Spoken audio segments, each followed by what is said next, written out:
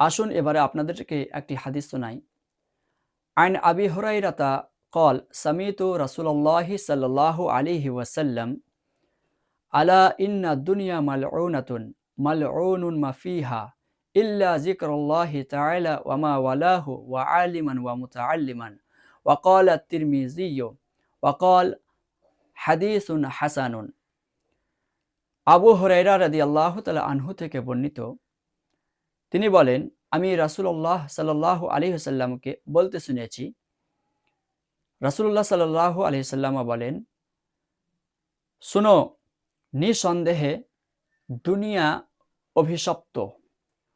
অভিশপ্ত তার মধ্যে যা কিছু আছে সবই, তবে আল্লাহর জিকির আর তার সাথে সম্পৃক্ত জিনিস আলিম এবং মুতাআল্লিম অর্থাৎ তালবে ইলম নয়। তো এই হাদিস দ্বারাই আমরা কয়েকটি জিনিস আমরা বুঝতে পারলাম যে হযরতে আবু হুরায়রা রাদিয়াল্লাহু তাআলা আনহু থেকে বর্ণিত এই হাদিসটি রাসূলুল্লাহ সাল্লাল্লাহু আলাইহি ওয়াসাল্লামকে তিনি নিজ কানে বলতে শুনেছেন। তিনি কি বলছেন যে রাসূলুল্লাহ সাল্লাল্লাহু আলাইহি ওয়াসাল্লাম বলেছেন যে দুনিয়া এবং দুনিয়ার মধ্যে যা কিছু আছে সবটাই আল্লাহর রহমত থেকে অনেকটা দূরে, অর্থাৎ আল্লাহর রহমত থেকে বঞ্চিত। তবে আল্লাহর জিকির যারা করে, আলিম, তলবে ইলম এবং এদেরকে যারা ভালোবাসে, এরা আল্লাহর রহমত থেকে দূরে নয়, আল্লাহর রহমত থেকে বঞ্চিত নয়, বরং তিনারা আল্লাহর রহমতের হকদার। সুবহানাল্লাহ। আকা আলাইহিস সালাম আরো বলেন, কুন আলিমান আও মুতাআল্লিমান আও মুস্তামিআন আও মুহিব্বান ওয়ালা তাকুনিল খামিস ফাতুহলিক। নবী করিম সাল্লাল্লাহু আলাইহি ওয়াসাল্লাম বলেন, কুন আলিমান, যদি পারো আলিম হও। কি বললেন আকা আলাইহিস সালাম? আলিম হও, যদি পারো আলিম হও। আও মুতাআল্লিমান, অন্যথায় কোনো আলিমের ছাত্র হও। কোন আলিমান আও মুতাআল্লিমান, আলিম যদি না হতে পারো, কমসে কম কোনো আলিমের ছাত্র হও। আও মুস্তামিআন, এই দুটোও যদি না পারো তো আকা আলাইহিস সালাম বললেন মুস্তামিআন, তাদের থেকে শ্রবণকারী হও, তাদের মুখের কথা শুনো, আলিমগণের মুখের কথা শুনো। আও মুহিব্বান, এই তিনটি জিনিস যদি না পারো, আকা আলাইহিস সালাম বলেন আও মুহিব্বান, অন্তত তাদেরকে মহাব্বত করে যাও।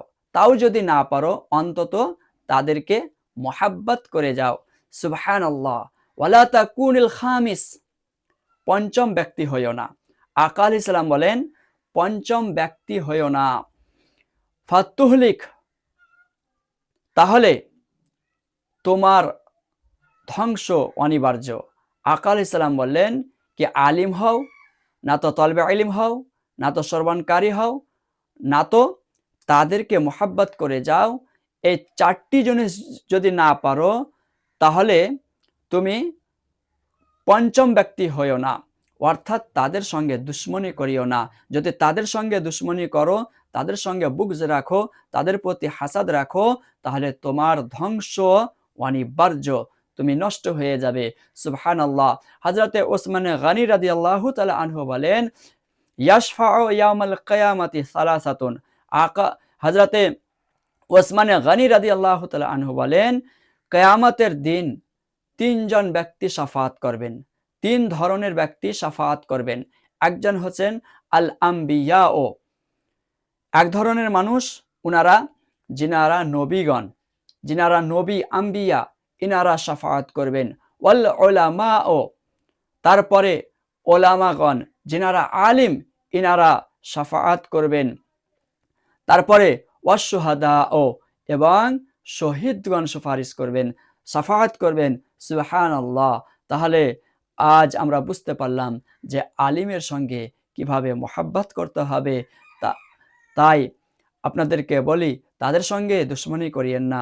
আল্লাহ সুবহানাহু ওয়া তাআলা যেন আমাদের সবাইকে, আমাদের যিনারা ওলামায়ে দ্বীন আছেন, ইনারা হচ্ছেন ওলামায়ে হক, ইনাদের সাথে দুশ্মনী করা মানে হাদিস ও কোরআনের প্রতি দুশ্মনী করা, ইনাদের ওপরে হাসাদ রাখা মানে হাদিস ও কোরআনের ওপরে হাসাদ রাখা। ইনারা হচ্ছেন ওলামায়ে দ্বীন, ইনারা হচ্ছেন হক, ইনারা হচ্ছেন সত্য। অতএব ইনাদের প্রতি আল্লাহ সুবহানাহু ওয়া তাআলা যেন আমাদেরকে মুহাব্বত করার তৌফিক দান করেন। আমিন।